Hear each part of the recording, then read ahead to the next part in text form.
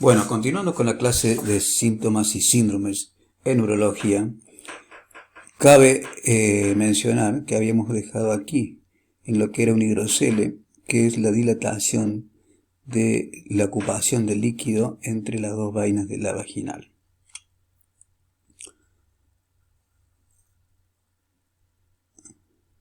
El hidrocele, que es la dilatación del plexo pampiniforme, la torsión testicular que se genera por algunas alteraciones que hay en los medios de fijación que tiene el testículo, produciéndose la retracción, por lo tanto la estrangulación, el cese de ingreso de sangre al testículo y por lo tanto se genera en términos de 6 horas un proceso de necrosis por falta de oxigenación. Por ello es que hay que solucionarlo antes de las 6 horas. Aquí tenemos un proceso relacionado con la orquiepididimitis, que dijimos que en los 10% de las orquiepididimitis hay que tener cuidado porque puede ser el tumor, porque comienzan como una orquiepididimitis. Aquí tenemos un tumor de imagen ecográfica, ¿sí? Esto es un ecodoppler. Traigo esta primera diapositiva porque en su origen omití ponerles que otro síntoma que vamos a ver es incontinencia de orina. ¿Cuáles podrían ser los cambios objetivos en la orina? Y hay diversas situaciones que muestran cambios objetivos en la orina. Por ejemplo, la hematuria. La hematuria puede ser una hematuria que la debemos diferenciar de la hemorretrorragia. La microhematuria es cuando hay más de 5 hematíes por campo. Y las causas pueden ser de origen urológico o nefrológico. Cuando uno recibe un paciente que orina con sangre, esto es lo primero que uno debe presentar. Si estamos frente a una hematuria urológica o nefrológica. Cuando veamos el tema de hematuria, esto lo vamos a desarrollar más ampliamente. La macroscópica puede ser con coágulos o sin coágulo. Y debemos decir que de la hematuria macroscópica, cuando hay coágulos grandes, debemos pensar en patologías vesicales, mientras que cuando hay coágulos pequeños deberíamos pensar en patología alta, ya que el paso de la sangre a través del uréter hace que aparezcan coágulos pequeños. La hematuria microscópica puede ser inicial, como ocurre en todos aquellos procesos que vienen del uréter, por ejemplo, un hemangioma, un tumor de uretra. Una hematuria total se observa en la vejiga o en las vías altas. Y la hematuria terminal cuando proviene de lesiones que están en el cuello vesical o la uretra prostática, generalmente los tumores de la vejiga que están en esa área o tumores que se proyectan en la uretra prostática y hacen que aparezca esta hematuria terminal. ¿Qué es la hemorretrorragia?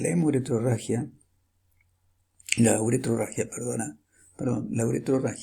es, ustedes saben que tenemos el esfínter. Todo lo que esté por encima del esfínter, es decir, uretra prostática, vejiga y la vía alta, va a generar una hematuria porque va a venir mezclado con orina. Todo lo que se genere después del esfínter hacia el meato va a generar una uretrorragia, es decir, que va a venir sangre sola, sin orina. Si el paciente dice que ve que sale sangre por el meato. ¿Cuáles son las causas? Traumatismos, tumores benignos como los hemangiomas, los tumores malignos, evidentemente carcinoma de células transicionales, las infecciones por HPV, pacientes inmunodeprimidos en las cuales se agrega un HPV, pueden hacer lesiones importantes a nivel de la uretra por HPV. La litiasis uretral enclavada también es otra de las causas. La neumaturia. La neumaturia es la eliminación de gases por la orina. El paciente refiere que, doctor, parece que orino con soda. Las causas de esta neumaturia pueden ser intrínsecas o extrínsecas. Las intrínsecas, bacterias, son producidas por bacterias que generan gas por fermentación de la glucosa por una vía glucolítica anaeróbica. Cuando tenemos bacterias, como son la Escherichia coli, varias bacterias que Decíamos que las bacterias o microorganismos frecuentes que podrían generar malos factores predisponentes, como son la diabetes, como son las vejigas neurogénicas, como son las infecciones urinarias recurrentes, como son las obstrucciones urinarias, los inmunodeprimidos, pueden hacer una cistitis o pielonefritis enfisematosa. Aquellos gérmenes como la Escherichia coli, la Klebsiella pneumoniae, la Staphylococcus aureus, el Proteus mirabilis, el Enterobacter aerogenes. Bien, y tenemos las causas extrínsecas. Las causas extrínsecas generadas por las diverticulitis, los traumatismos o la enteritis regional o enfermedad de Crohn, que es un proceso inflamatorio crónico que puede desarrollarse desde la boca hasta el ano. Generalmente ataca la última parte del intestino delgado e intestino grueso. Piuria. ¿Qué es la piuria? La presencia de pus en la orina, que puede estar dada por la infección urinaria, por supuesto, lo más frecuente, el 75% de los casos, pero también por cuerpos extraños. Por ejemplo, un DIU que migra hacia la vejiga puede generar leucocituria, presencia de pus en la orina, las litiasis y también las neoplasias. La fosfaturia. ¿Qué es la fosfaturia?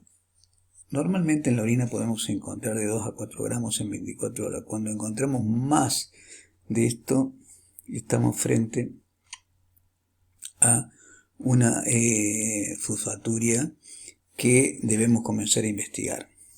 La orina se torna más turbia, alcalina, se confunde, parece una piuria. Y lo que sí podemos hacer, si tenemos dudas, es colocar una gotita de vinagre o de ácido acético y eso aclara la orina. Eso ocurre en la fosfaturia y no ocurre en la piuria. Las causas pueden ser no tener importancia clínicas, las enfermedades osteolíticas, como son aquellas enfermedades que dan metástasis, distintos tipos de tumores, y el síndrome de Fanconi, que el síndrome de Fanconi se caracteriza por la alteración en la reabsorción del túbulo renal proximal, en la cual no se reabsorbe la glucosa, los fosfatos y los aminoácidos. Puede ser hereditaria o causada por mieloma múltiple y también por la exposición a metales pesados. La quiluria. La quiluria es la presencia la orina adquiere un color blanco lechoso por la presencia de los lípidos en la orina. Eso ocurre en la filariasis, que la filariasis es una enfermedad transmitida por distintos tipos de mosquitos en las islas del Pacífico. Es del área tropical. La picadura del mosquito transmite un gusano que es como un hilo que va y se deposita en los ganglios, generando obstrucciones.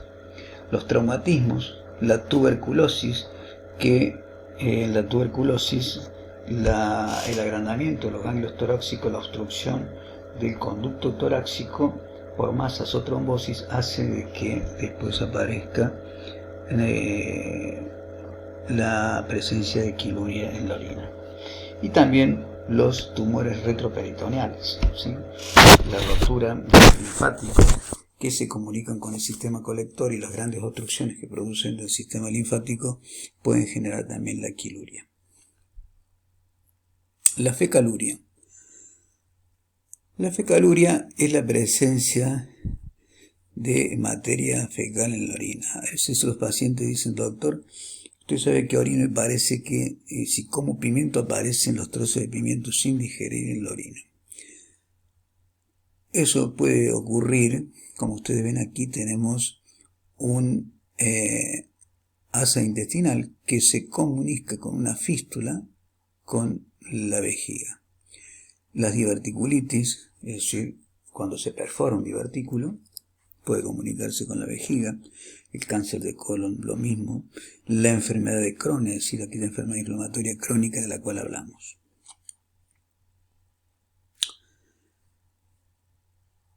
Vamos a continuar ahora con los trastornos de la micción. Es decir, ¿qué síntomas se asocian con los trastornos de la micción? Allí tenemos que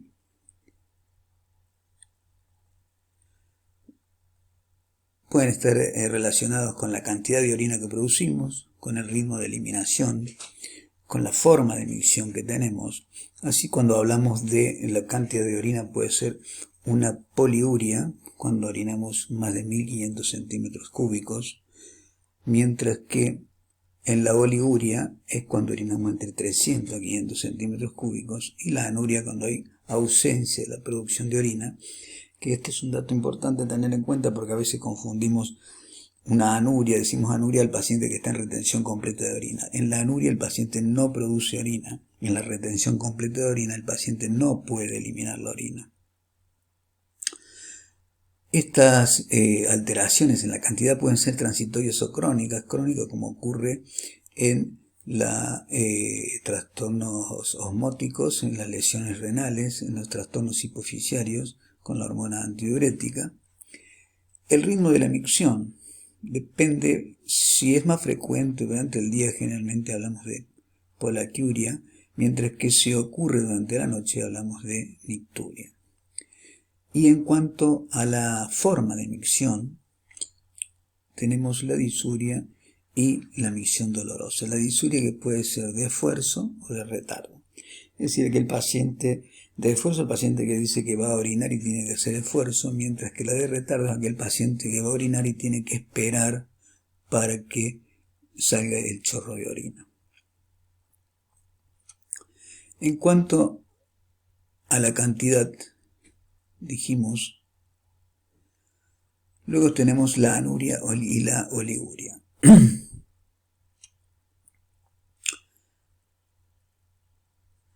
La anuria, oliguria, dijimos que era entre 300 y 500 centímetros cúbicos. Las causas pueden ser fisiológicas o patológicas. Las fisiológicas, por ejemplo, en la deshidratación, que tienen distintos factores que la pueden producir. Las patológicas, en las cuales puede ser de origen prerrenal, es decir, por una alteración vascular que impide la llegada de sangre suficiente al riñón, renal, como ocurre en la glomerulonefritis, o posrenales, como ocurre en las obstrucciones. La polaquiuria. La polaquiuria es, sí, dijimos que es el aumento de la frecuencia en la micción, pero no acompañada de urgencia miccional. Hay una disminución de la capacidad vesical, se genera dolor a la distensión, pérdida de elasticidad por el edema. Es decir, todo esto genera un proceso inflamatorio que, si se cronifica, puede llevar a la fibrosis de la vejiga. Y eso ocurre, por ejemplo, en la tuberculosis, ¿sí? En la cistitis artificial, que aparece, por ejemplo, post-radioterapia, y también en la esquistosomiasis, que también es una infección intravascular por un parásito y que genera diarrea, anemia y desnutrición. Debemos tener presente que los niveles extremos de pH, sean muy altos o muy bajos, irritan la vejiga y pueden generar esta sintomatología. La nicturia dijimos que era el aumento de la frecuencia nocturna, mientras que disuria hablamos de disuria de esfuerzo y disuria de retardo. Síndrome de obstrucción urinaria baja.